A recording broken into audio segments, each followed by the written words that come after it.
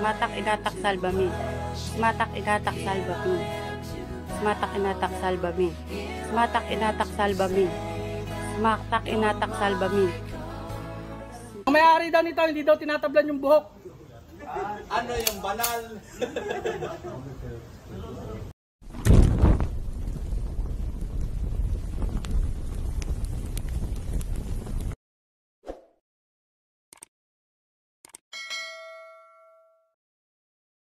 Magandang araw mga ka-horror at welcome back nga palang muli sa aking channel. Nandito na naman nga pala tayo sa bagong episode ng Agimat Testing. Nitong nakaraang linggo nga ay kahit bumabagyo ay napakaraming kaganapan patungkol sa Agimat. Nandyan nga yung hamunan ng pabaril ng Agimat ng grupo ni Philly Day at ni Commander Bantugan. At nandyan pa nga ang walang katapusang testingan sa manok ng Agimat ni Idol Ismatak Inatak. At syempre andyan din ang latest na testingan ng palimusan ng Agimat ni Commander Bantugan na ginanap sa Batangas. Ang testingan ng palimusan ng Agimat ni Commander Bantugan ay tumagal ng halos 1 oras. Dahil na rin dinumog siya ng napakaraming antingero na gustong magpa-testing ng Agimat sa kanya. Pero ang isa sa naging highlights ng testingan na ito ay nang may isang antingero na naglabas ng isang singsing. At ang singsing daw na ito ay nabili niya sa isa pang antingero na sobrang active ngayon sa social media. At ito nga ay si Idol Ismatak Inatak. Eto na, inaabangan ng lahat. Inaabangan nyo to? Inaabangan nyo! Ano ang story niyan? Ha? Ang buhok na rin hindi tinatalban sa manaw. Ang buhok niyan hindi tinatalban sa manaw. Sa manaw, pero sa mga ngipot. Sa mga ngipot. Ayun na. Oy, Jay, sinasabi mo kanina eh. Oh. Saan galing to? Dahil, saan galing to? Sa Ismatak yun. Ismatak Inatak. Sa mga Agimat kasi ni Idol Ismatak Inatak ay isa itong singsing na may kidlat ang talagang tested na ang bisa. At may mga video rin siya ng mga testingan nito. Tingnan natin na ginawa sa kidlat. Ito, ha? Sasalang natin. Kuha tayo isa.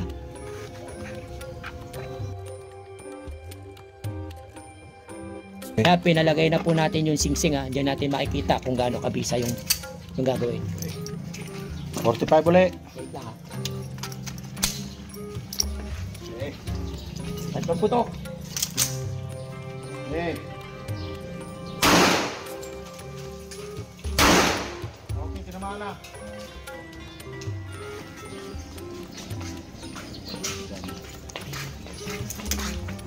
Kunin mo. Kunin mo. Nag-lock? Lock oh. Pakita mo, nag-lock yung barrel. Oh. Dito. Pakita mo. Pakita mo kuya. Nag-lock yung baril. Oo. Nag-lock. Dalawang plat yung Nag-lock pa yung baril ha. Nagkaroon po yung baril. Ito, ang 45 MP5. Ball MP5. Made in Israel. Nag-ano pa. Binaril na. Buong buo. Angat yan. Umangat yan. Tinamaan yan. Pero walang nangyari. Walang ano. Buo ang mga gamit dito. Buo. Okay. Ibig sabihin, Alam naman nating lahat na itong si Idol Ismatak Inatak at si Idol Commander Bantugan ay merong hindi pagkakaunawaan at meron silang palitan ng maaanghang na salita dito sa social media. Ganon din sa kanilang mga live video. Kaya nung inilabas ito ng lalaki para ipatesting kay Commander Bantugan doon sa Batangas ay naging interesado ang lahat ng antingero para mapanood kung ano magiging resulta. Tara mga ka-horror at panoorin natin kung ano ang naging resulta ng pagtesting ni Commander Bantugan sa sinasabing mabisa at malakas na singsing na may kidlat ni Idol Ismatak Inatak. eto na, inaabangan ng lahat. Inaabangan nyo to? Inaabangan nyo! Ano ang story niyan? Ha? Ang buhok na rin hindi tinatalban sa manaw. Ang buhok niyan hindi tinatalban sa manaw. Sa manaw, pero sa mga ngipot. Sa mga ngipot. Ayun na. Oy, Jay, sinasabi mo kanina eh. Oh. Saan galing to? Dahil, saan galing to? Sa ano Ismatak gagawin? inatak yan. O ismatak inatak. Ang may-ari daw nito, hindi daw tinatablan yung buhok. Ano yung banal?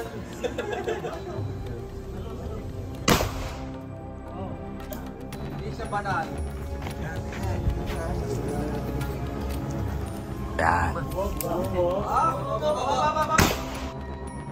Makikita naman natin sa video mga ka-horror na tila noong ito ay unang pinutukan ni Commander Bantugan ay hindi ito tinamaan o tinamaan man sinasabi ng mga taga-suporta o nakapanood ng video na tumalbog lang daw yung bala ni KB sa singsing.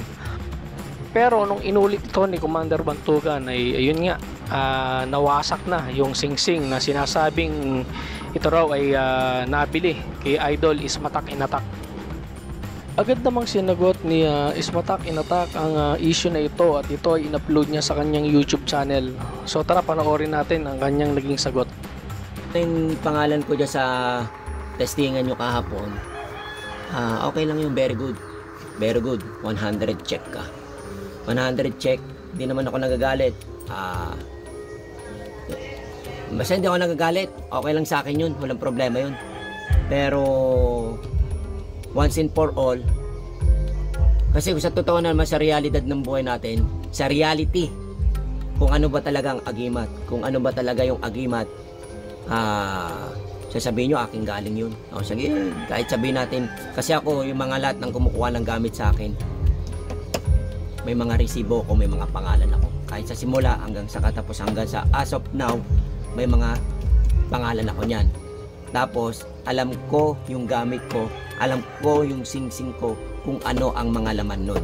Ngayon, kapag di nyo napakita sa akin yung laman nun, kung ano yung mga nakapalaman na salita yun, huwag kayong gagamit ng tao para siraan ako. At dahil nga sa issue na ito ay tila hindi na natapos ang palitan ng mahaanghang na salita ni Idol Ismatak Inatak at ni Idol Nick Banayo o mas kilala sa pangalang Commander Bantugan. Nandyan pa ang hamon ni Ismatak Inatak kay Commander Bantugan na isabit daw nila ang kanilang pinakamalalakas na agimat sa manok at iba ang puputok para magkaalaman na kung sino talaga ang mas magaling. Yun na lang. Dalhin mo yung manok mo, dadaling ko manok ko. Yung manok kong hawak, barilin mo. Yung manok mong hawak, babarilin ko. Hindi tayo pares babaril ibang tao babaril. Hanap tayo ng ibang tao kung saan tayo pupunta. Lagay natin yung agimat mo, lalagay ko agimat ko. Pabaril natin, tagda-tatlong putok tayo sa ibang tao. Doon natin malalaman kung talagang totoo mabisa yung gamit na hawak natin parehas. Sinagot naman ni Idol Nick Banayo ang hamon ni Ismatak Inatak at ang sabi niya, pakisabi kay Ismatak na tinatanggap ko na ang hamon niya. Ako ang puputok sa gamit niya at siya ang puputok sa gamit ko. Wala nang manok-manok, kawawa lang ang manok, nadadamay pa. Sa kakita nyo naman sa ibang pagtesting niya na isinasabit niya yung agimat sa board. So di na kailangan ng manok, no money involved, wala nang rules. Kung gusto niya, gamitin niya airgun niya na sinasabi niyang sumpa sa agimat, gamitin niya. O kaya, baril mismo gamitin niya, walang problema sa akin, gagamitin ko ang baril ko. So paano mga ka-horror? Abang-abang lang muna tayo kung talaga bang matutuloy ang kanilang hamunan. At sana nga ay matuloy na ito sa lalong madaling panahon para malaman na natin kung sino ba talaga sa dalawa ang mas magaling at mas mabisa ang agimat na taglay. So hanggang dito na lang mga ka-horror at samahan nyo kaming muli sa mga susunod pa naming update tungkol sa hamunan ni Commander Bantugan at ni Idol Ismatak Inatak. Maraming salamat po.